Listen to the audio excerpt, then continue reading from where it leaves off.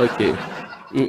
Ya, biasa-biasa. Oke, gua mute lo mute gua ya. Silakan. Kita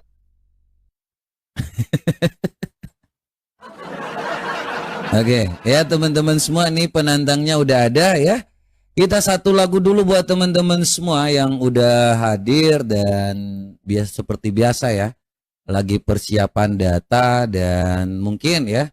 Nih lawan kita Goldian atau yang biasa dipanggil Rihalza ya namanya. Jadi ya kebetulan ya saya dapat sedikit info tadi ya. Oke, satu lagu buat teman-teman semua. Jangan lupa untuk selalu di tap-tap layarnya, di share-share, di posting ulang ya, karena ini baru mulai kita.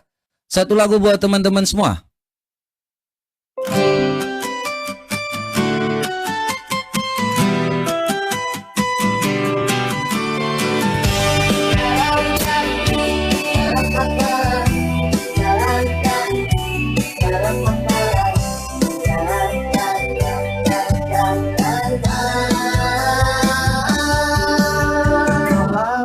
Jadi Hindu, jangan jadi orang India. Kalau jadi Islam, jangan jadi orang Arab. Kalau jadi orang Kristen, jangan jadi orang Yahudi.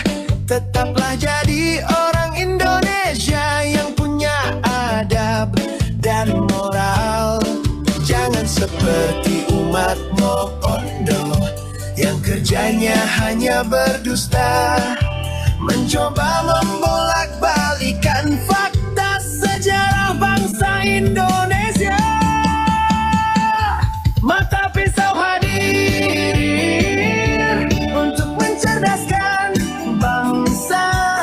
Mata pisau di sini tidak bawa suku, ras dan agama. Mata pisau hadir untuk mencerdaskan bangsa. Mata pisau di sini tidak bawa suku, ras dan agama.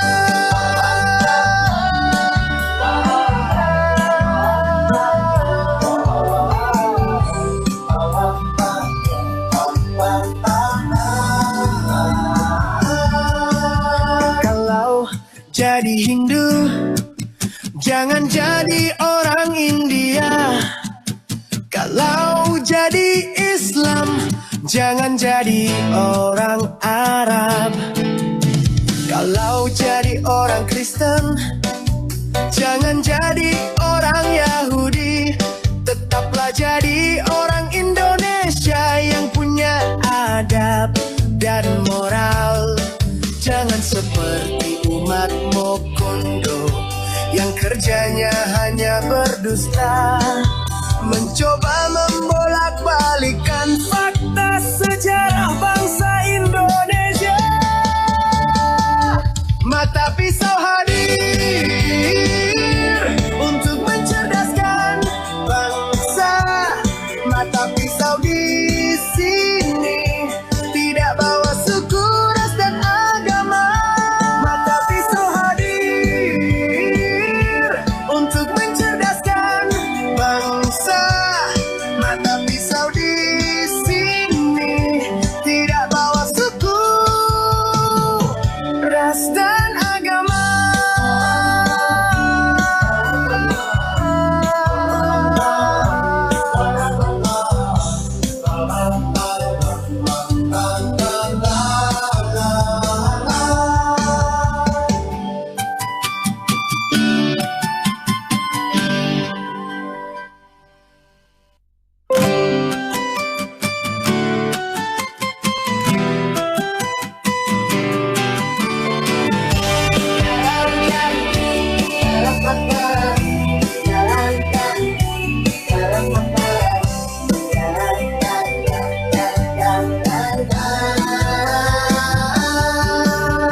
Kalau jadi Hindu, jangan jadi orang India.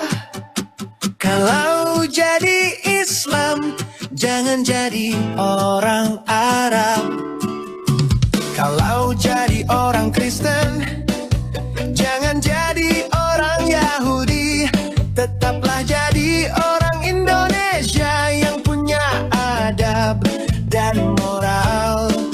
Jangan seperti umat Mopondo yang kerjanya hanya berdusta, mencoba membolak-balikan fakta sejarah bangsa Indonesia. Mata pisau hadir untuk mencerdaskan bangsa. Mata pisau di sini tidak bawa suku, ras dan agama. Mata pisau.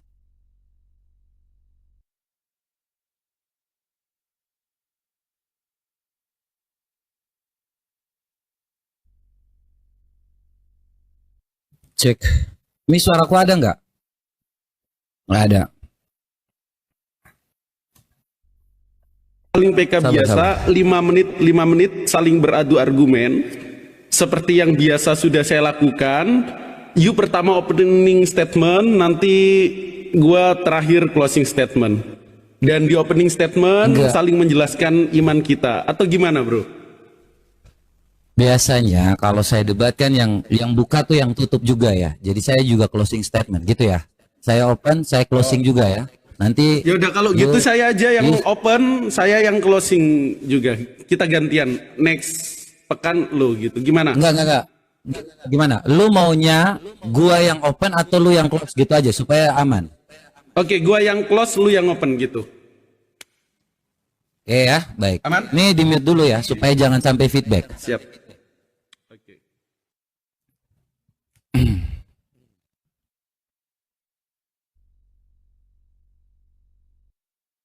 Oke ya, shalom buat teman-teman semua yang udah hadir dan yang udah bersama di Rumah Tapisau ya. Jadi teman-teman semua, thank you yang udah selalu support. Tadi sebenarnya kita udah live, cuma karena kita memang debat ya, katanya mau debat, jadi ya, dan ada laporan juga ya. Jadi kita hari ini ketemu lagi. Thank you buat teman-teman semua yang udah selalu support, yang udah selalu tap-tap layar, yang udah selalu bersama-sama di room ini. Dan hari ini ya kita juga akan kembali berdiskusi dengan teman-teman dari Muslim ya, namanya Goldian ya, atau nama aslinya Rahalzia ya. Jadi teman-teman semua juga harus ketahui bahwa teman-teman sering ngajak saya dalam diskusi ini juga ada baiknya ya, supaya kita mengenal siapa ya yang lebih pantas dalam debat itu, dan teman-teman bisa menilai sendiri, karena yang menilai debat itu adalah para pendengar. Di sini nggak ada juri, jadi teman-teman bisa menilai ya. Dan judul tema pada malam hari ini Tuhan berhala ya. Jadi siapa di sini yang disebut Tuhannya pepakai Rihalza ya? Sorry. Ini ada teman-teman yang typing di sini. Nah, jadi di sini juga ada yang namanya berhala ya, Tuhan berhala. Jadi kalau kita mengetahui definisi berhala, kita melihat dari KBBI aja. Ya, supaya lebih mudah dengan penjelasan ya. Jadi berhala ini adalah dewa atau patung, sesuatu yang didewakan, disembah dan dipuja ya. Jadi ini adalah suatu hal yang namanya kita menganggap Tuhan atau patung atau batu itu sebagai yang namanya Tuhan, teman-teman. Nah, kalau itu di dalam kekristenan kami sudah sering menjawab ya, dan kalau kita lihat itu bagi kekristenan itu disebut pagan ya, penyembah berhala itu disebut pagan. Dan kalau kita lihat di sini ya, paganisme ini dulu, ini dari kita lihat dulu dari yang namanya Universitas Gadjah Mada, seorang yang masih membuat jurnal ya, dia adalah seorang kayaknya untuk dokter ya, doktoral ya. Jadi di sini dikatakan paganisme ya. Paganisme ini adalah penyembah berhala. Kalau kita lihat di sini paganisme. Istilah paganisme umum digunakan untuk merujuk pada praktek atau tradisi penyembah berhala. Nih ya teman-teman semua. Jadi Kristen yang menemukan artian dalam penyembahan terhadap berhala. Dalam sejarah istilah ini digunakan oleh komunitas Kristen. Jadi Kristen yang menemukan menyembah berhala ini kepada siapa? Ya, Kristen yang awal menemukan pada abad keempat ya, Kristen di awal Romawi pada abad keempat membedakan keimanan mereka dari praktek dan tradisi para pemuja dewa. Jadi kalau disebut di sini bahwa yang menyembah berhala itu Kristen yang menemukan dan disebut lebih condong kepada yang namanya pagan. Tetapi hari ini karena temanya yaitu Tuhan berhala, ada yang dapat disebutkan di sini juga bahwa ada orang yang memuja atau yang memuji yang namanya berhala-berhala ini disebut pagan. Ya, kalau dalam kekristenan itu disebut pagan, tetapi mungkin dalam iman lain ya itu disebut berhala. Nah, kalau kita tahu sendiri bahwa kita itu menyembah dalam roh dan kebenaran, makanya kita dilarang untuk menyembah patung, menyembah segala sesuatu yang berbentuk apapun. Ya, kalau dalam 10 perintah Allah, kita bisa lihat di sini di dalam hukum yang pertama ya. Ini perintah-perintah Tuhan. Jelas ya, Tuhan Allah ya. Allah saat itu kepada bangsa Israel menyatakan dengan jelas, jangan menyebut Tuhan Allahmu dengan sembarangan sebab Tuhan akan memandang bersalah orang yang menyebut nama Tuhan dengan sembarang. Yang pertama, nggak boleh sebut nama-nama sembarang pada saat peperangan, pada saat apapun, kecuali kita menyebut dia di dalam doa. Ya, jadi ini termasuk salah satu hal yang teman-teman harus tahu, dan tidak boleh ada Allah lain di hadapanku. Ya, jadi Tuhan itu nggak suka kalau ada Allah-Allah lain di hadapannya. Ya, dan itulah yang membuat kita itu berbeda dengan keimanan yang lain, karena kita menyembah dalam roh dan kebenaran. Kita tidak berdasarkan apa yang dilihat manusia, karena Tuhan itu melihat hati.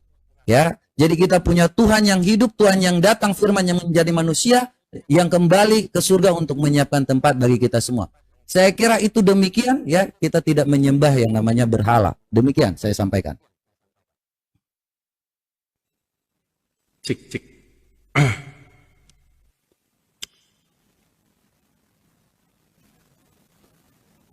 Oke, diterima Bung.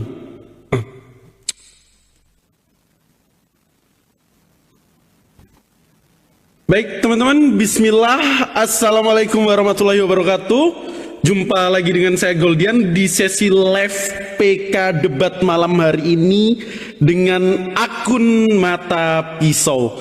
Semoga Allah Tuhan tempat bergantung segala makhluk, bukan Tuhan yang digantung oleh makhluknya, memberkati dan merahmati kita semua. Bismillah, alhamdulillah, nahmaduhu wa nasta'inuhu wa nasta'hdinu wa nastaghfir. Teman-teman, tema atau tajuk yang kita usung, Tuhan mana yang berhala, antara Islam dan kekristenan.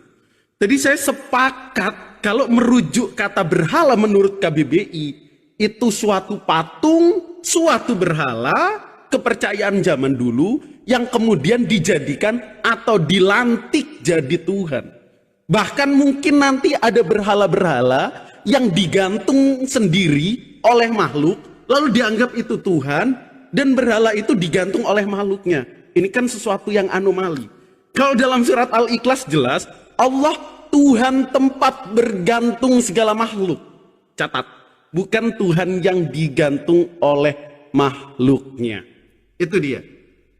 Yang kedua, kalau kita merujuk esensi Tuhan dalam Islam, di dalam surat Al-Ikhlas dijelaskan secara paripurna. Kata Allah, Qul huwallahu ahad. Katakanlah dia Allah yang maha satu. Allahu somad. Allah tempat bergantung segala sesuatu. Lam yalid wa lam yulad. Dia tidak keluar dari dari vagina, tidak dikandung melalui rahim, dan dia juga tidak diperanakkan. Itulah Allah. Walam yakullahu kufuwan ahad. Satu pun makhluk tidak ada yang serupa dan setara dengan dia. Hebat Allah, luar biasa. Salah. Dan tentu kalau merujuk lebih dalam lagi di dalam ayat Al-Quran, penegasan dan penolakan penyembahan terhadap berhala itu sudah ditegaskan oleh Allah secara terang benderang. Saya ambil contoh teman-teman ya.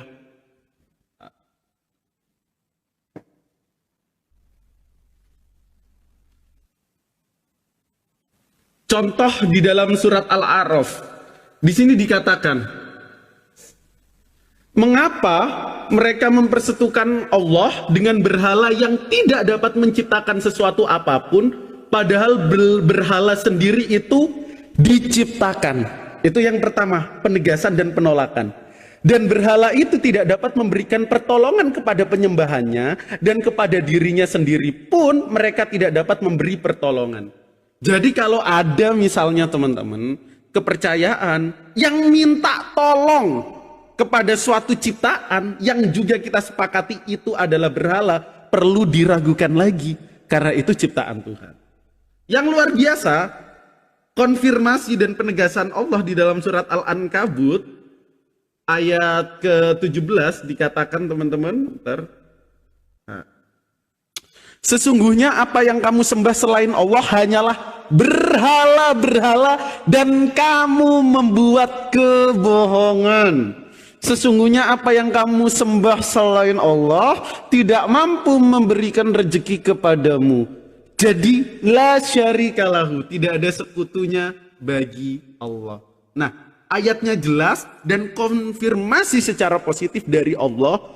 Kalau berhala itu ada, jangan disembah.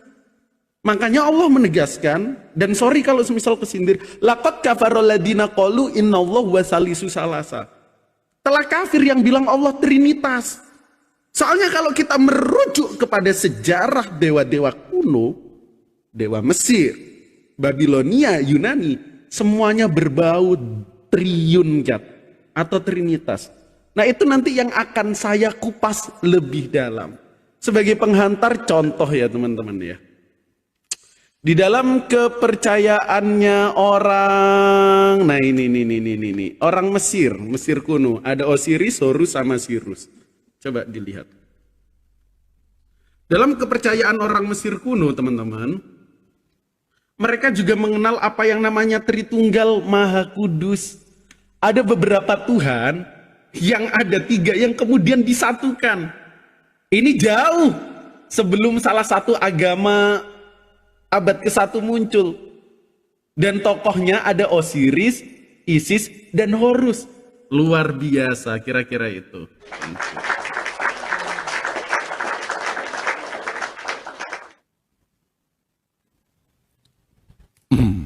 Baik.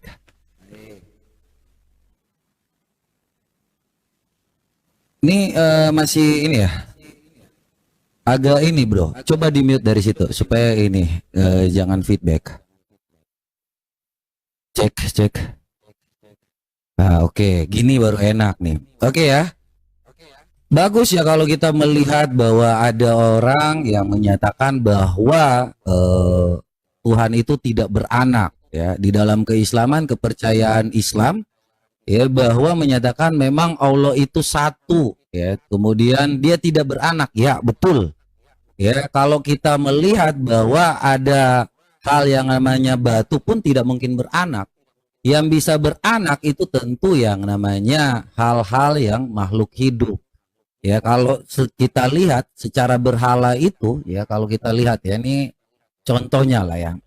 Ini ada orang penyembah batu ya. Ketika waktu kita baca di dalam Bukhari 4027, ini batu yang disembah. Ya, memang dia tidak beranak. Sebelum adanya batu, sebelum adanya Islam, ya, ini ada yang namanya penyembah batu. Sahih Bukhari 4027. Dulu kami menyembah batu. Apabila kami mendapatkan batu yang lebih baik, maka kami melemparkannya dan kami mengambil batu yang lain. Dan menemukan batu itu, maka kami mengumpulkan segenggam tanah. Ya, kalau kami tidak menemukan batu, kami mengumpulkan segenggam tanah. Lalu kami bawakan seekor kambing, kemudian kami peraskan susu untuknya. Lalu kami tawaf dengannya. Jadi sebelum adanya Islam, ya kita bisa melihat bahwa ada batu yang disembah nih. Ya, makanya ini batu juga tidak beranak. Nggak mungkin bisa ada batu-batu lain di situ juga. Tetapi diciptakan oleh manusia. Ya, jadi kalau ada batu yang disembah, jelas dalam sebelum sejarah jauh sebelum Islam ada di negara Arab ya, orang Arab itu sudah menyembah batu. Bahkan kalau kita ketahui sendiri bahwa Nabi pun kita nggak pernah tahu ya si Nabi Muhammad ini dia beragama apa sebelum Islam, tetapi dia juga mengakui bahwa batu yang ada itu dia berbicara dengan batu sebelum dia diutus. Jadi ini Sahih Muslim 422. Ya, di sini Rasulullah SAW bersabda, Sesungguhnya akulah yang paling mengenal batu di Mekah. Batu-batu itu memberi salam kepadaku. Ya, sebelum aku diutus menjadi rasul. Artinya di sini dia mengenal batu.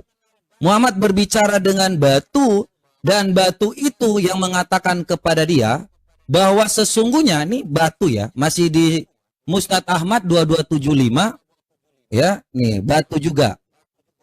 Jadi kita bisa melihat bahwa Rasulullah SAW bersabda, sesungguhnya nih kemarin yang saya bawakan juga, Hajar Aswad memiliki dua lisan, dua bibir. Ia akan bersaksi pada hari kiamat kepada siapa yang telah beristilam. Ya, jadi kalau dikatakan bahwa batu bisa ngomong, Nabi mengakui batu bisa ngomong. Padahal batu ini bukan makhluk hidup. Batu itu benda mati.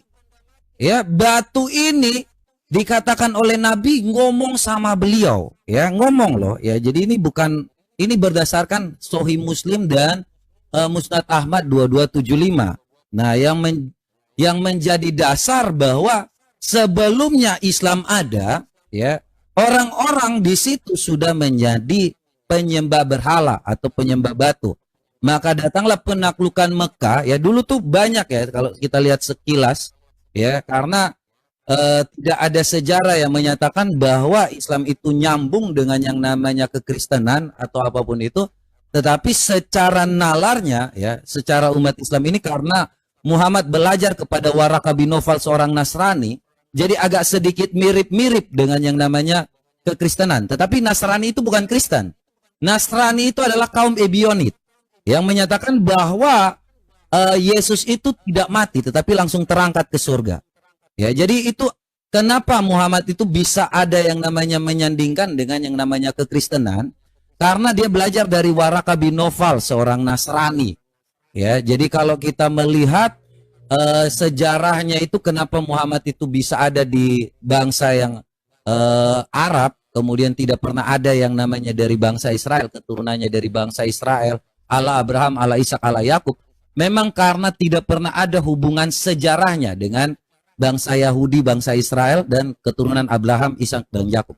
Yang menjadi pertanyaan saya, ya, di dalam Quran, di manakah ayat yang menyatakan jangan engkau menyembah berhala, sama seperti jangan membuat patung, ya, sama seperti perintah 10 perintah Allah yang pertama dan yang kedua itu, ya, karena ini bertentangan dengan firman Allah. Karena setiap kali orang mau mengatakan apapun pasti Allahu Akbar gitu kan. Nah, ini contoh aja, karena itu menyebut nama Tuhan dengan sembarangan ketika melakukan suatu hal yang namanya contoh lah ya. Ada banyak lah seperti itu ya. Saya tidak perlu menyebutkan, teman-teman ngerti. Ya, silakan.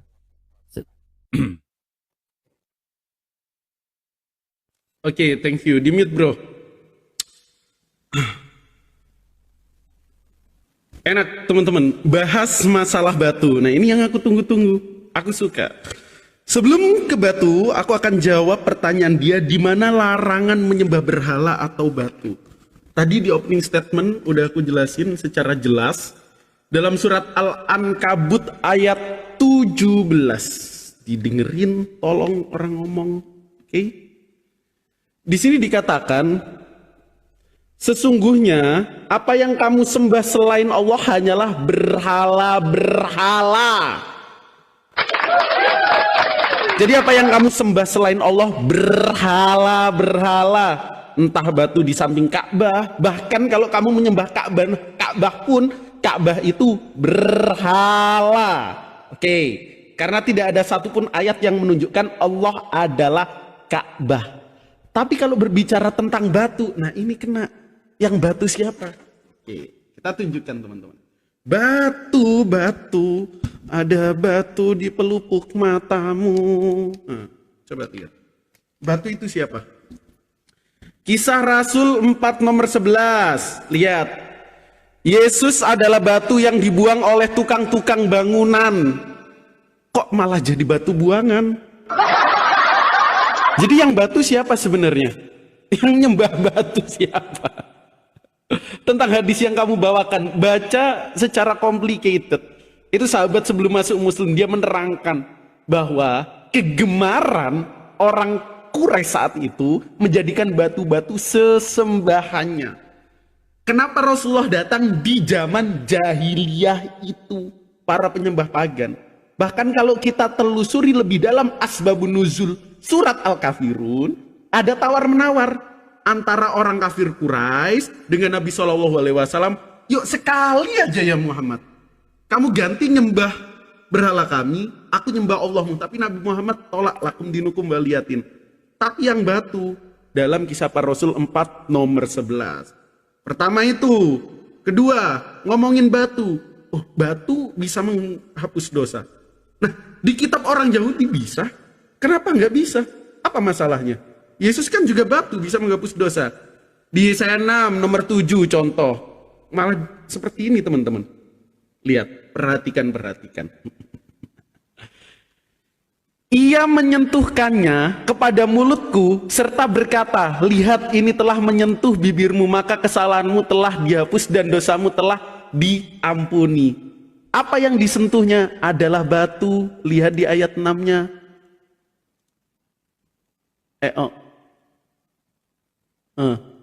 Batu bara. Bisa apa? Bisa menghapus dosa. Selamat datang di kebenaran. Emang apa masalahnya batu menghapus dosa? Ini mau dihapus. Jadi Yesaya 6 nomor 6 dan 7 8 mau dihapus di Bibelmu. Jangan. Itu yang pertama. Kedua, sorry. Yang lebih pedih ini teman-teman. Ada pengakuan dari Rabi Yahudi. Maaf. Ternyata Yesus itu bukan hanya batu, tapi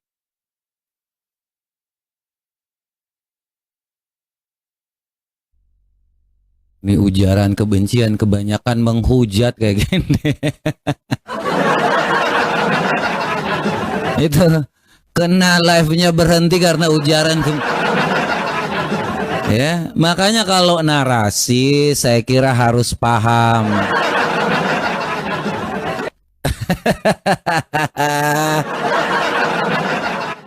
Ya, kalau Anda itu konsisten, kalau Yesus dibilang batu, apakah Yesus benar-benar jadi batu apa gimana sih?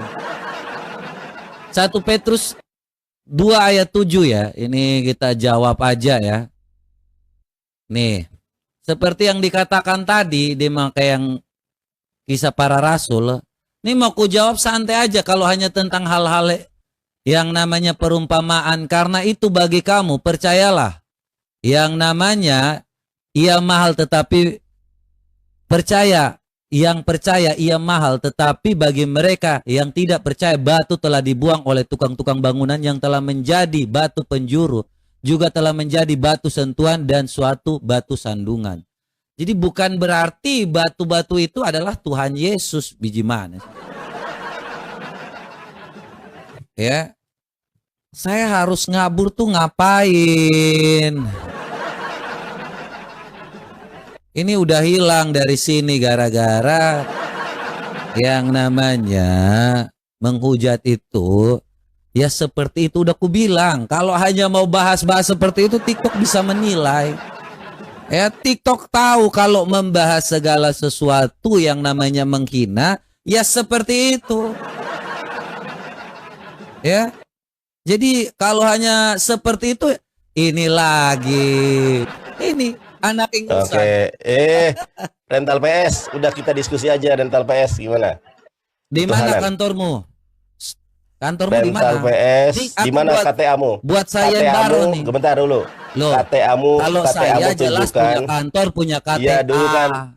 Coba kalau tunjukkan lo KTA-nya. yang benar-benar seorang pengacara, mana KTA-nya? Coba tunjukkan KTA-nya. Coba tunjukkan KTA-nya. Oh, kalau saya nggak bisa tunjukkan KTA. Di mana jelasnya?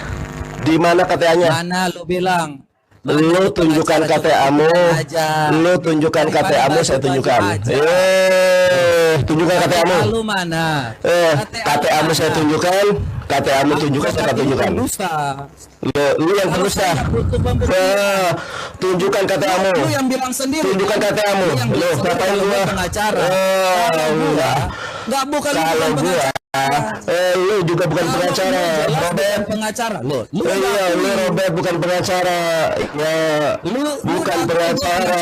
Udah, kenapa takut sih? Coba tunjukkan KTA-mu. Lu yang bilang, lu Lu yang bilang. Sekarang lu kemana? rental PS enggak? Lu bukan pengacara rental PS. Enggak, Robert.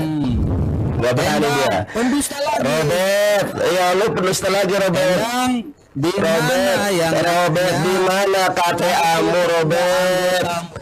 Di mana KTA-mu Robert? Di mana KTA-mu Robert? Di mana KTA-mu? Kayak gini, anak-anak ingusan kayak gini. Ngarap-ngarap saya hargain anak ingusan.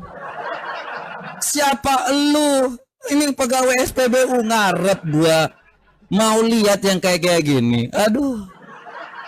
Sorry ya, nggak level kayak gini nih. Ini bukan saingan saya. Dia udah ngaku gua pengacara. Sekarang dari mulutnya sendiri. Tunjukin nama kantor saya, nama saya. Sekarang dia yang harus membuktikan lagi. Lu pengacara atau bukan? Jangan-jangan hanya pegawai SPBU. Makanya nggak punya kantor, ngaku-ngaku jadi pengacara. Dulu ngaku-ngakunya jadi mualaf, nggak laku. Sekarang mau ngaku-ngaku jadi pengacara. Kayak gini nih umat Mokondo nih.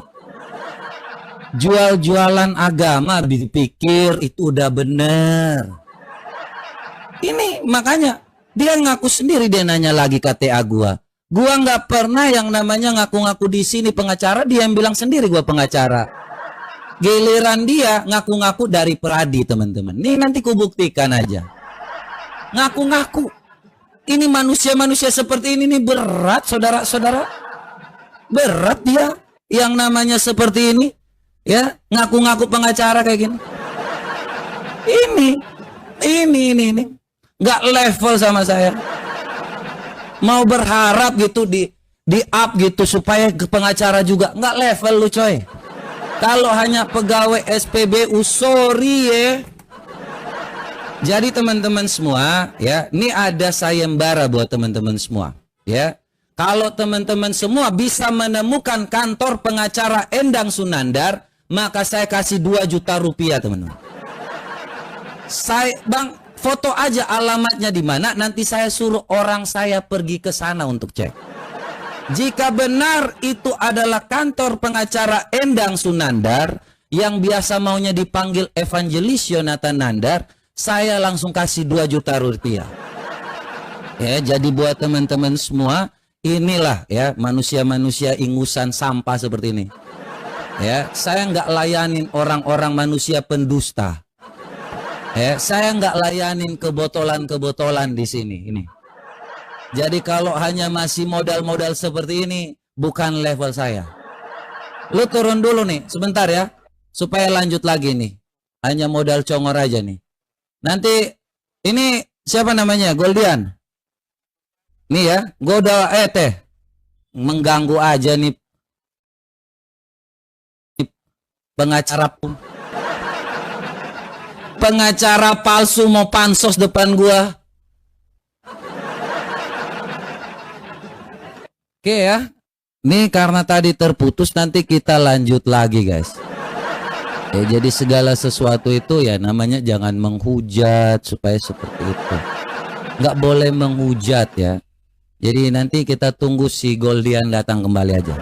Oke ya, satu lagu lagi buat teman-teman semua. Nih kita membuktikan bahwa Endang ini adalah orang botol.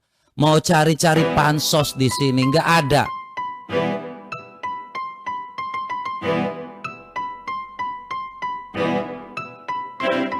Nama aslinya Endang Sunandar, maunya dipanggil Yonatan Nandar. Pura-pura jadi seorang mualaf untuk dapat viewers di YouTube.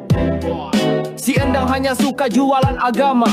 Konten YouTube selalu bahas Kristen. Itulah ajaran Kristen selalu jadi. Halo bro. Sekalipun untuk para umat Mokondo. YouTube Endang taruh nomor rekening. Halo bro. Bisa dapat bantuan dana menghujat. Memang dasar miskin suka mengemis. Ya, 5 menit bro. Kasih netral dulu akun lo tuh. Oke, siap-siap. Yuk kita sama-sama dulu ya. Bentar gue mute lo ya. Kotoran kau pasti hanya pemakan sampah. Andalan Human Mokondo adalah Human Mokondo. Andalan Human Mokondo. Nah aslinya Endang Sunandar, maunya dipanggil Yonatan Nandar. Pura-pura jadi seorang mualaf untuk dapat viewers di YouTube. Si Endang hanya suka jualan agama. Konten YouTube-nya selalu bahas Kristen. Itulah ajaran Kristen selalu jadi berkat sekalipun untuk para umat Mokondo. YouTube Endang taruh nomor rekening biar bisa dapat bantuan dana menghujat. Memang dasar miskin suka mengemis, sungguh Endang adalah umat Mokondo. Wahai Endang Sunandar yang maunya dipanggil Yonatan biar kayak mualaf. Mulut kau itu penuh dengan kotoran, kau pasti hanya pemakan sampah. Mokondo, Mokondo, Mokondo, Mokondo, Mokondo, Mokondo, Mokondo, Mokondo, Mokondo, Mokondo, Mokondo, Mokondo, Mokondo, Mokondo, Mokondo.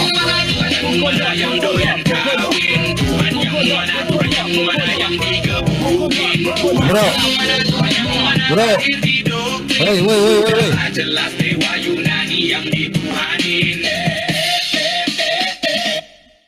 Dengar nggak? Waktu lu tadi sisa 1 Gimana, menit bro? 30 detik ya. Udah.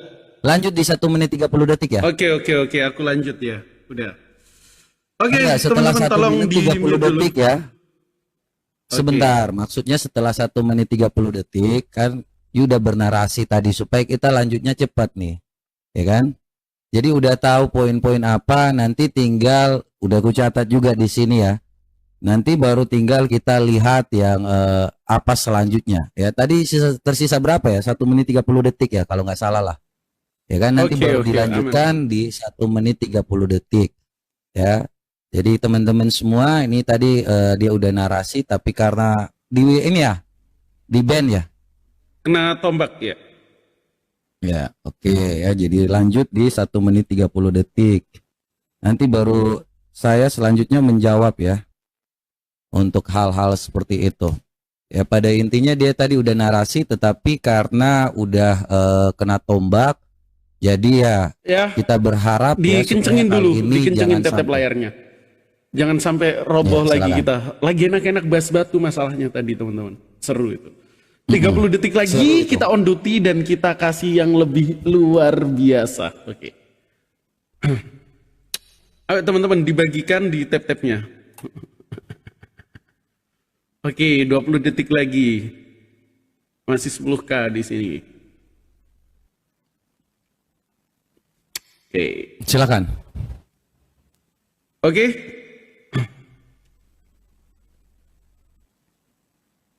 Kurang 10 detik teman-teman, aku mulai. Nah, oke teman-teman, lanjut lagi ngomongin masalah batu. Kenapa di-ban sama Tok-Tok? Masa kita kalah? Saya nunjukkan fakta teman-teman. Hanya ada satu ciptaan yang pernah disebut batu. Kisah Rasul 4:11. Ini loh. Ini. Dilihat coba. Yesus adalah batu. Tapi ada nggak ayat Allah adalah batu? Kan gitu ya. Itu yang pertama. Yang kedua tentang batu penghapus dosa. Di Yesaya 6 nomor 7. Batu itu menghapus dosa.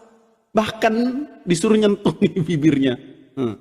Yang lebih parah yang mau saya tunjukkan tapi ke band. Yesus itu penyembah batu. Ada di catatan Yahudi Sota 4 nomor 14a. Oke, kita translatekan aja ya teman-teman ya. Enak-enak. Ini Jesus of Nazareth ya. Lihat. Oke.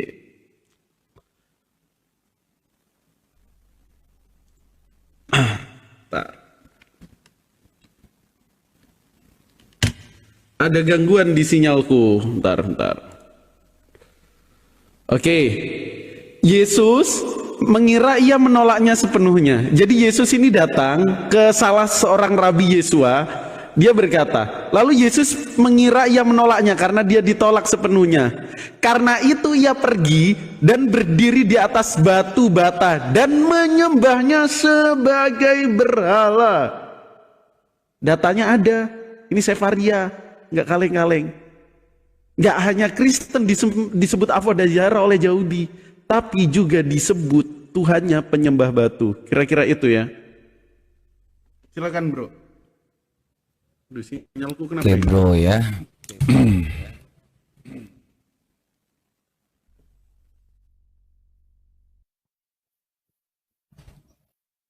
Jadi kadang-kadang orang membaca ini ya karena kurangnya pengetahuan, kurangnya makna alegoris ya. Apakah ini memang yang disebutkan bahwa kalau kita belajar itu harus dari orang yang benar, pendidikannya yang tinggi supaya mengerti makna-makna alegoris ya. Jadi terkait dengan kisah para rasul 4 ayat 7 saya menjawabnya ya dengan sangat jelas nih di dalam 1 Petrus 2 ayat 7 ya, teman-teman semua bisa membaca di sini. Ya, tadi saya sudah bukakan sedikit ya, tapi mungkin karena teman-teman semua diulang lagi. Karena itu bagi kamu yang percaya ia mahal, tetapi bagi mereka yang tidak percaya, batu yang telah dibuang oleh tukang-tukang bangunan itu telah menjadi batu penjuru, juga telah menjadi batu sentuhan suatu batu sandungan. Jadi ini orang-orang ini diumpamakan sebagai seorang orang yang batu sandungan. Ya, bukan berarti orang bilang tangan kanan artinya orang ini adalah tangan kanan presiden. Terus memang dia adalah tangan kanan presiden. Nah, ini yang harus dimengerti oleh teman-teman muslim dalam membaca ya kalimat perumpamaan, alegoris, metafora ya. Saya kira itu yang harus dimengerti. Dan kalau dikatakan dalam yang tadi Yesaya terkait mencium batu, ini jawabannya simpel aja. Kenapa tidak membaca sejak awal? Ya, tetapi seorang serafim itu terbang mendapatkan aku, di tangannya ada batu bara yang diambil dengan sepit dari di atas mezbahnya. Jadi kalau hanya mau membaca di sini untuk menghapus dosa, itu bukan untuk menghapus dosa. Jadi nggak kayak batu seperti yang ada di dalam keislaman, batu Hajar Aswad yang turun dari surga, ya. Jadi kalau teman-teman berpikir ya, nah, memang saya harus memberikan pengertian kepada teman-teman muslim. Saya juga mengerti kenapa teman-teman tidak membaca secara lurus atau secara nyata ya. Mungkin karena teman-teman di dalam Sunan Nasai 211 ini Nabi Shallallahu Alaihi Wasallam bersabda, sesungguhnya kita atau umat Islam adalah umat yang buta huruf. Islam tidak bisa menulis dan tidak bisa menghitung. 1 bulan ini begini begitu, begini hingga 3 kali dan menyebutkan 29 hari. Jadi mungkin ini yang menjadikan mereka kurang membaca dengan baik ya. Supaya teman-teman mulailah membaca dengan yang namanya membaca dengan baik dan benar ya. Mungkin ini dalil sehingga mereka masih belum bisa membaca dengan baik dan dengan benar. Mereka ada dikatakan Nabi sendiri mengakui bahwa mereka adalah umat buta huruf. Dan Nabi sendiri adalah seorang yang buta huruf. Itu perkataan mereka, bukan perkataan saya. Dan mereka mengakui itu sebagai Nabi yang buta huruf. Ya, tetapi di dalam kekristenan kami mengetahui Tuhan kami yang disematkan sebagai batu yang dibuang itu bukan kalimat-kalimat bahwa dia itu jadi batu, tidak. Dia firman yang menjadi manusia. Ya, Yohanes 1 ayat 14, firman yang menjadi manusia dan diam di antara kita dan kita telah melihat kemuliaannya. Ya, kemuliaan yang diberikan kepada anaknya yang tunggal. Jadi itu sudah sangat jelas ya kalau kami terkait dengan pendapat Rabi ya, orang Yahudi itu tidak ada orang Yahudi itu kalau mau mengatakan Yesus ya sama juga ya. Kalau hal-hal pendapat saya tidak menanggapi pendapat orang. Karena itu bukan ajaran ya. Konklusi kita di sini bahwa kita mau membuktikan siapa penyembah berhala. Ya kalau pendapat orang bebas berpendapat, tetapi perlakuannya berbeda dengan kalau kita bilang ya. Kalau Islam, ya ini dari tadi udah jelas, saya sudah menyampaikan data dan cara Islam itu dengan mengatakan bahwa batu, Muhammad ngomong sama batu, ini dari mana ini? Batu bisa bicara ini coba dulu ya.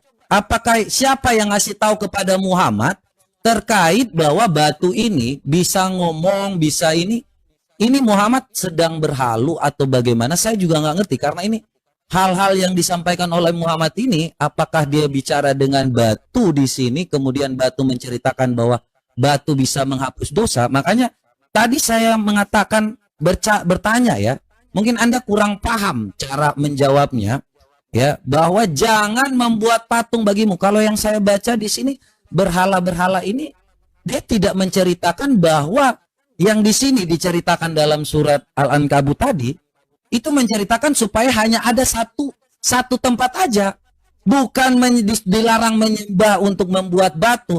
Makanya pertanyaan saya lebih rinci, di mana Islam mengajarkan untuk jangan membuat patung bagimu, jangan kata perintah.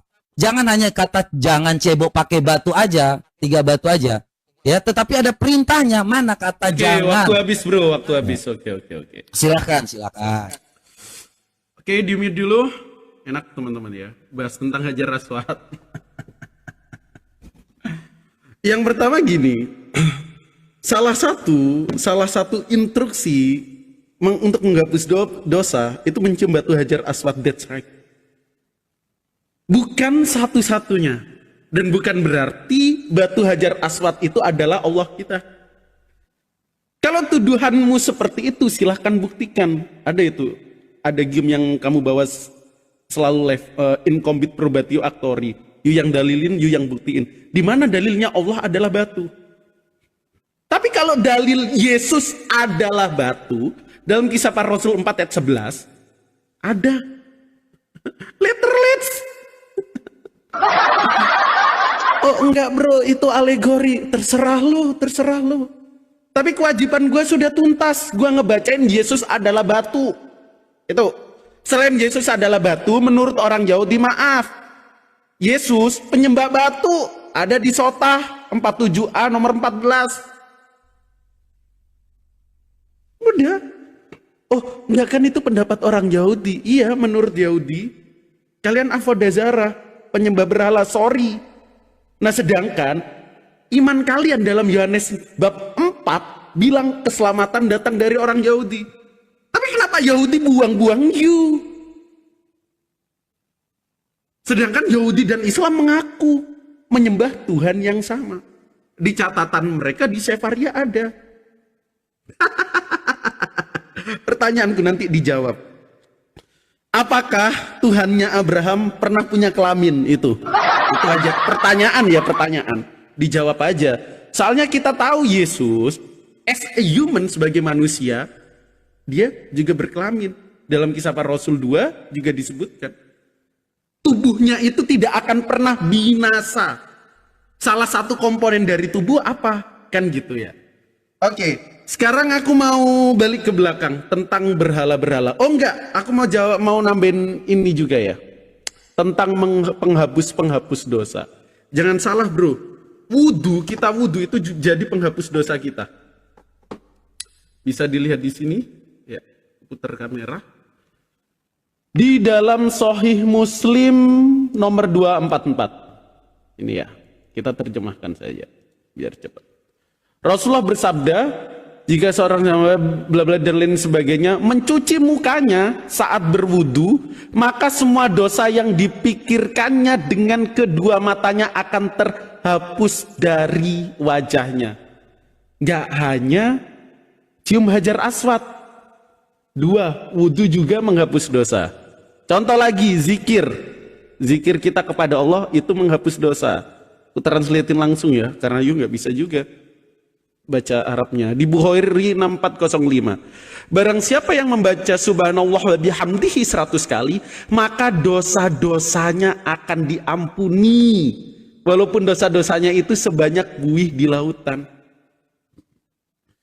Jadi hanya salah satu bentuk interaksi atau miswot. Kan Kristen nggak kenal kan liturgi-liturgi semacam itu yang abad 16. Apa salahnya? Bahkan kalau kita cek, orang Yahudi tiap hari itu meratapi di tembok ratapan. Apakah itu nggak dicium? Kan gitu ya. Terus selanjutnya tadi masih nanya lagi, kenapa sih selalu circular reasoning, mutar-mutar terus di pertanyaan itu? Udah jelas ayatnya, contoh-contoh ku tambahin lagi ya. Di An-Nisa 36. Ini aku bukain.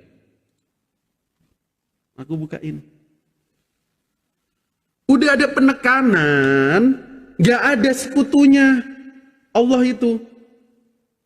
Artinya berhala atau manusia pun yang dituhankan jangan disembah. Wa'budullaha wa la tusriku bihi say'au wa bil walidaini. Kata Allah apa?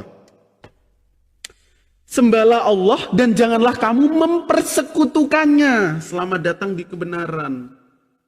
Nah itu dijawab sejak kapan Tuhannya Abraham punya kelamin. Itu pertanyaanku yang sangat serius. Nah ngomong-ngomong tentang konsep nih konsep. Kita kan mengenal tauhid yang gak ada perbedaan dengan orang Yahudi. Kenapa konsep-konsep Tritunggalmu itu sudah sejak dulu diadopsi oleh bangsa-bangsa yang ada di Mesopotamia misalnya. Dewanya di sana ada Istar, seperti nama temanku Perah Istar. Dia ngambil salah satu dewa Tritunggal dari Mesopotamia. Yang kedua, dikit-dikit kena itu. Aman sih. Ayo teman-teman, tap-tap layarnya dikencengin ya. Supaya kita nggak saling kena peringatan. Kamu ganti akun lagi dulu ya. Ini giliran saya, nanti saya jawab. Dan ada akun lain nggak? Soalnya ini kalau nggak aku juga kena nanti. Oke ya? Enggak sih, aman. Aku agak Enggak, aku nggak mau. Di sini disuruh putuskan soalnya. Kalau nggak nanti Anda juga, aku juga kena ya kan? Aduh. Ngalur ngidul.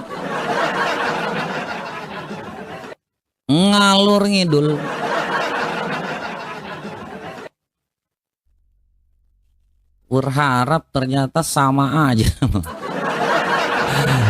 Oke, satu lagu lagi buat teman-teman semua sambil menunggu ya, karena saya di sini bukan untuk ini ya, nanti kita sambil menunggu.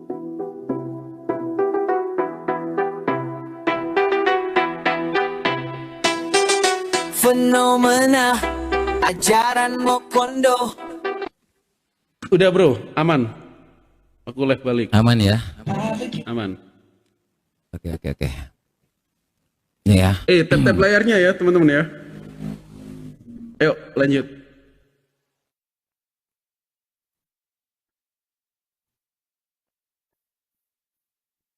Ini jadi catatan saya ya, tadi udah disampaikan ya. Tidak pernah Yesus itu menyuruh untuk yang namanya nyembah batu ya. Di sini dalam Yohanes 4 ayat 24 tadi sudah dikatakan Allah itu roh dan barang siapa menyembah dia harus menyembah dalam roh dan kebenaran. Gak ada nyembah batu. Pertanyaan kedua ya, Abraham itu punya Tuhan seperti apa? Ini kitab Kejadian ya. Ini Abraham di sini ya. Maka Allah menciptakan manusia menurut gambarnya. Kalau hanya tentang kelamin, ya Anda tahu sendiri. Gambar manusia itu punya kelamin atau tidak. Karena tendensiusnya mau kelamin kan. Ya, kalau hanya mikir tentang kelamin, ya mungkin mereka lebih suka untuk berpikir tentang kelamin. Karena kalau kita baca di sini, maka Allah menciptakan manusia menurut gambarnya. Teman-teman sudah mengerti kan? Menurut kita. Kita ini adalah anak-anak Allah. Makanya kita dekat dengan Allah teman-teman, dan bukan dengan yang namanya batu. Ya, tadi saya nggak pernah mengerti jawaban apa itu ketika waktu saya bertanya, ya sesuatu hal, ya orang Yahudi Allah Abraham, Allah Ishak, Allah Yakub itu nggak pernah sama. Di mana mereka menyembah yang sama? Sejak kapan orang Yahudi itu dikatakan ritual-ritualnya itu sama dengan umat Muslim? Nah. Umat Muslim ini kan ngajarinya, saya ngerti sekali ya ketika teman-teman semua mau menyamakan gitu kan. Apa yang dilakukan ya terkait dengan sembah-sembah batu. Nah kalau Allah Abraham, Allah Ishak, Allah Yakub itu sudah jelas. Jangan ada Allah lain di hadapanku. Jangan menyebut nama Tuhanmu. Kalau memang kalian sama dengan bangsa Yahudi, ya pertanyaan saya yang memang mudah untuk silakan dijawab aja dengan simpel lah ya. Apakah kamu bisa mengucapkan kalimat syahadat dengan mengucapkan kalau sama lah ya kan? Tiada Tuhan selain Adonai atau tiada Tuhan selain Elohim. Yang simpel-simpel aja. Ya, apakah kalian bisa menggantikan nama Allahmu? Ya, ini coba fokusnya ke kamera supaya kalau kita lihat, saya lagi jelaskan bro ya, supaya kalau memang apa kita jelaskannya dengar. Jadi supaya kita juga saling, kalau memang kameranya apa yang penting fokusnya ya, jangan kalau kita jelaskan tuh, kalau saya kabur-kabur kayak gini juga nggak enak ya gitu bro. Jadi supaya Anda cermati apa pertanyaan saya jangan membuat patung bagimu itu. Apakah di dalam Islam itu ada? Yang kedua, pertanyaan selanjutnya, kalau kau mengatakan sama dengan bangsa Yahudi seperti yang kau pakai tadi, apakah kau bisa mengganti tiada Tuhan selain Elohim dalam kalimat syahadatmu? Apakah itu bisa diganti? Nah, itu menjadi pertanyaan ketika waktu kalian mau mengatakan bahwa itu sama. Kalian mau mengatakan bahwa oh kita sama nih dengan bangsa Yahudi. Nah, kalau terkait dengan batu-batu ini, Muhammad ini adalah dulu sebelum dia menjadi Islam. Ini kalau teman-teman lihat ya, Muhammad ini adalah Rasulullah. Rasulullah ini siapa teman-teman? Ya, ini dalam Sahih Bukhari ya 3920, Nabi Shallallahu Alaihi Wasallam ini waktu belum penaklukan Mekah. Ya, ketika waktu belum penaklukan Mekah, penduduk Mekah enggan membiarkan beliau masuk ke Mekah. Ya, hingga memperkarakan timbulnya hanya selama 3 hari. Nah, di sini Muhammad nih ya, ada redaksi di sini. Muhammad meminta, inilah ketetapan Rasulullah. Orang-orang Quraisy pun mengajukan protes. Jadi ini Muhammad di sini mulai bernegosiasi. Ya, kami tidak mengakui kalau kamu ini adalah utusan Allah atau Rasulullah. Ya, jadi Rasulullah ini bagi mereka adalah Rasulullah yang ada untuk menyembah yang namanya batu, teman-teman. Ya. Kemudian Muhammad menggantinya dengan Muhammad bin Abdullah. Ya, sekali lagi, tidak pernah ada nabi dari Allah Abraham, Allah Ishak, Allah Yakub yang mau seperti nabimu. Ya, yang karena hanya untuk negosiasi, dia melakukan untuk mengganti yang namanya oke, saya gantilah dengan Muhammad bin Abdullah. Nah, di sini kalau kita melihat apakah Muhammad ini adalah seorang Rasul dari Allah Abraham, Allah Ishak, Allah Yakub? Tentu saja tidak. Karena Muhammad pun punya keraguan sendiri bahwa dia adalah Muhammad bin Abdullah, bukan yang namanya Muhammad Sallallahu Alaihi Wasallam. Jadi pertanyaan saya cuma 2. Saya fokuskan apakah ada janganlah membuat patung bagimu. Kemudian apakah kamu bisa mengganti Allahmu, kata Allahmu dengan Elohim atau Adonai seperti yang kau inginkan kan? Kamu yang bernarasi, silakan.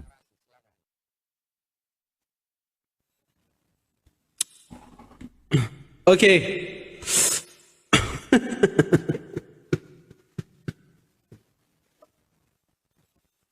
Bro, lo tahu nggak Adonai atau Elohim itu gelar bukan nama? Jangan-jangan nggak tahu dan ternyata nggak tahu. Oten. Pantas. Kenapa suatu nama lalu disuruh mengubah menjadi gelar? Kan menurut kalian Allah, Elohim, Adonai itu nama. Yahudi pun menganggap Elohim itu sebagai generic name, bukan proper name. Lihat sini, biar fokus. Aku kasih keterangan sama you. Sejak kapan nama Tuhan Yahudi itu Elohim atau Adonai? Rabi siapa yang ngomong? Catatan Yahudi mana yang bilang? Kenapa nama Allah diganti gelar? Oten?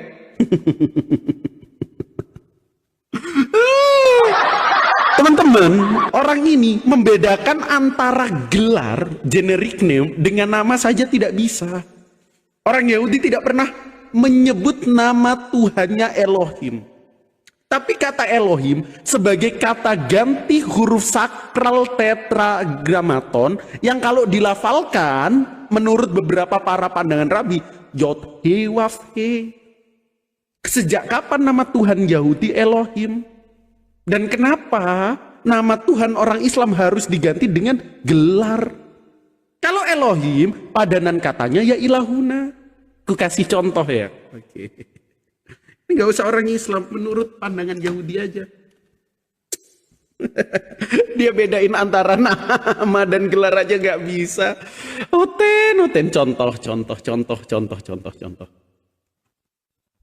Dalam skemanya orang Yahudi, yang almost all day dibaca, ulangan 6 ayat 4, ini aku gedein.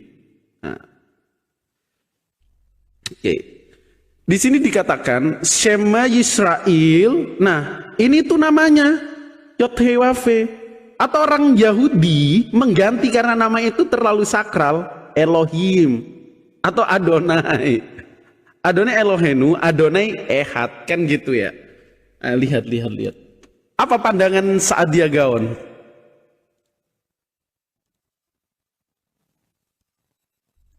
Bentar, biar aslinya mana? Oke. Kata Yod-Heh-Wav-He yang merupakan namanya Tuhan Yahudi dipadankan dengan apa? Bisa baca nggak? Alef, Lamet, Lamet, He, atau disebut Allah, selamat datang di kebenaran. Udah tahu bedanya antara generic name yang adalah Elohim dan proper name Tuhannya orang Yahudi yang adalah Yod-Heh-Wav-He yang selalu disakralkan dan jarang disebutkan. Kamu tadi nggak jawab apakah Tuhannya Abraham berkelamin. Ini kan maaf. Ini diakuin bahkan sampai Ratu Entok ditangkap. Ini kan ikon Tuhanmu. Bener kan? Berhala-berhala yang dituhankan, apakah iya tiba-tiba jadi Tuhannya Abraham? Jadi pertanyaan lanjutan, pernah gak orang Yahudi asli mengaku Tuhannya seperti ini? Berbentuk.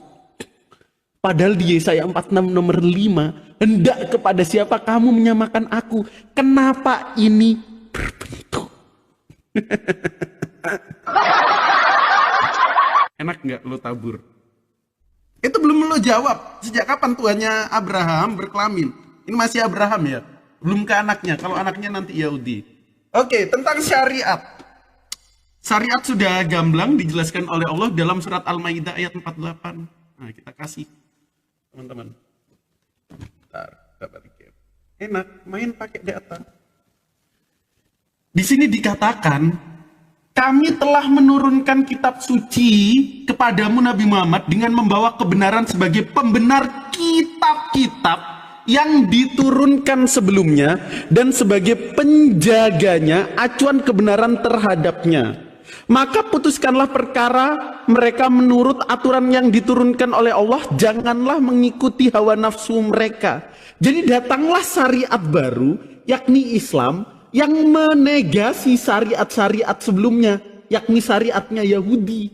Karena kepercayaan Yahudi itu sifatnya lokal. Seperti Yesus lokal, Matius 15 nomor 24, selamat datang di kebenaran. Oke, ya baik. Ini bentar bro, kita sampai jam berapa bro? Kita sampai jam berapa? Ya, sampai pukul 9 aja juga boleh ya kan, supaya cepat kita. Lanjut bro. Nggak ada ilmu nggak jawab soalnya.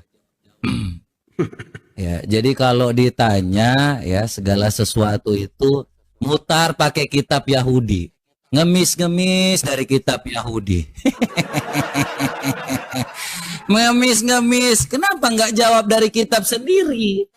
Ya, kenapa harus make kitab orang? Jelasin Yod-Heh-Wav-He. Kalau kau udah tahu tentang Yahweh tadi bahwa itu adalah nama yang sakral, coba kau syahadatkan saja kalau kau bilang sama. Sesimpel itu yang ku bilang. Coba kalau memang kau sama-samakan, karena tidak pernah ada di dalam bangsa Yahudi menyembah Tuhan di negeri Mekah. Tidak pernah ada dikatakan di sini ini siapa Tuhannya Yahudi.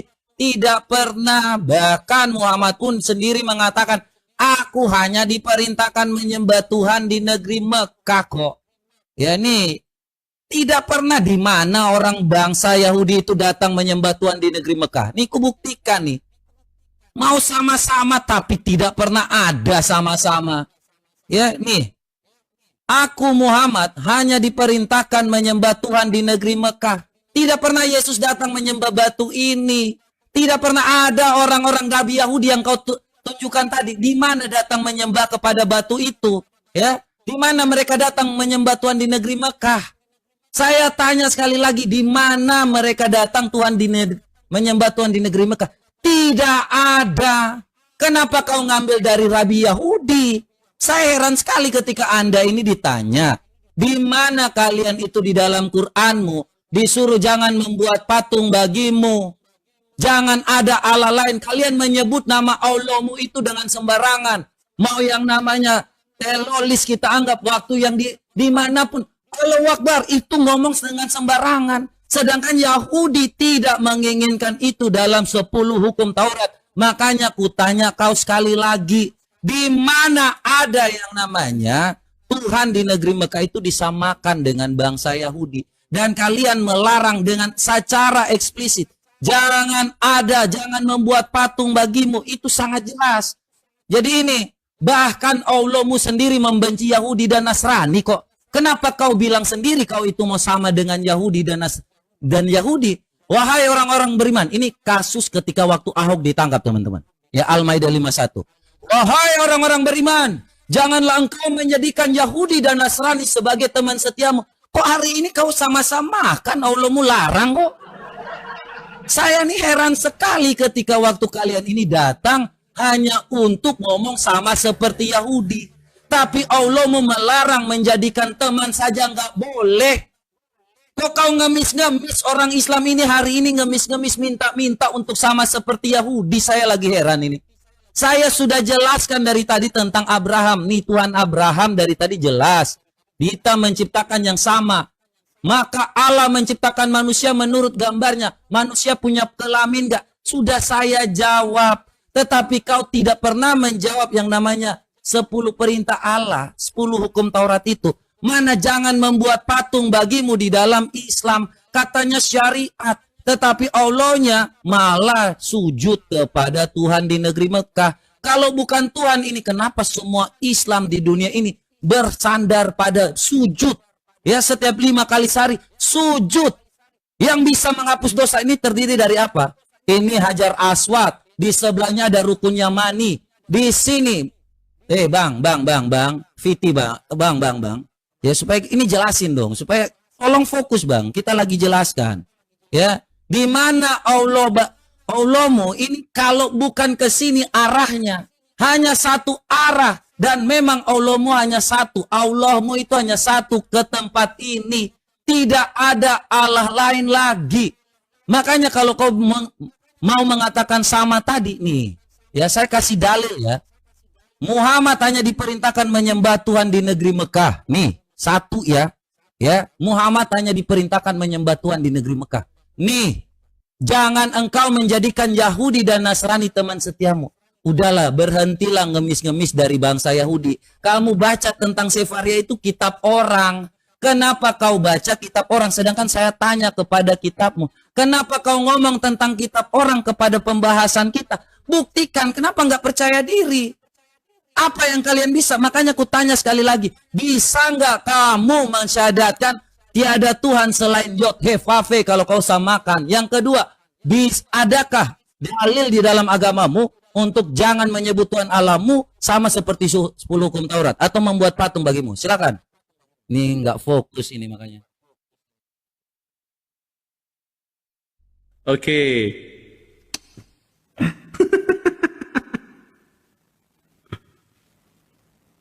Udah tahu kan bedanya Elohim sama Yod-Heh-Vav? Bedanya gelar Tuhan dan nama Tuhan udah tahu, diralat akhirnya. Oh ya tadi salah.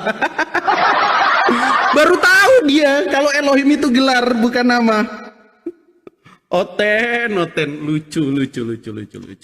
Oke, selanjutnya.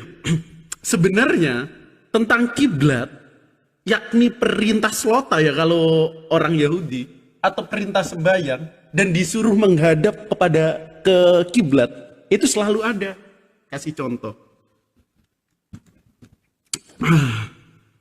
Oke, ini datanya. Nah, ini dalam 1 Raja-Raja 8:44. Lihat.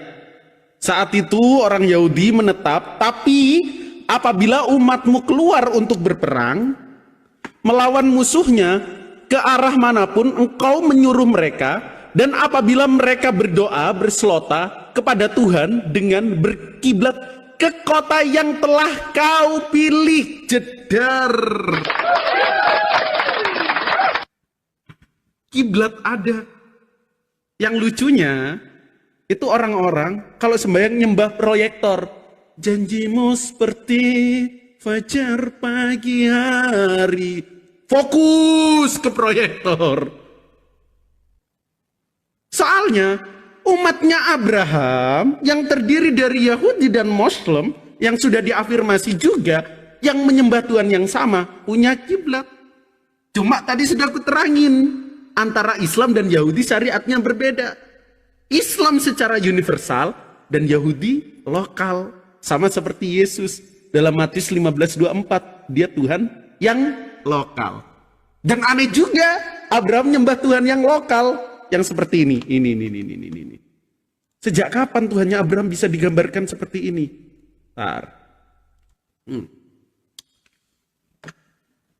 Coba aku tanya, belum kamu jawab. Kan katamu jangan membuat bagimu patung. Sejak kapan Tuhannya Abraham bisa digambarkan seperti ini? Ini kan ikon dan kalian percaya, oh ini sakral Goldian. Kenapa kok lokal Tuhanmu? Oke. Udah. Terus tentang Tuhan negeri Mekah. Berapa kali dijelaskan? Saya kasih contoh analogi yang tepat saja ya. Ketika Prabowo menjadi presiden dan tiba-tiba dia kunjungan ke NTT, saya presiden di kota ini, di kota NTT. Apakah hanya terbatas Prabowo itu sebagai presiden kota NTT? Enggak. Tapi saat itu ada dialog kepada orang Mekah yang saat itu jahil, hemar, macam oten-oten. Makanya penegasannya, Tuhan pemilik negeri Mekah ini Allah. Bukan berarti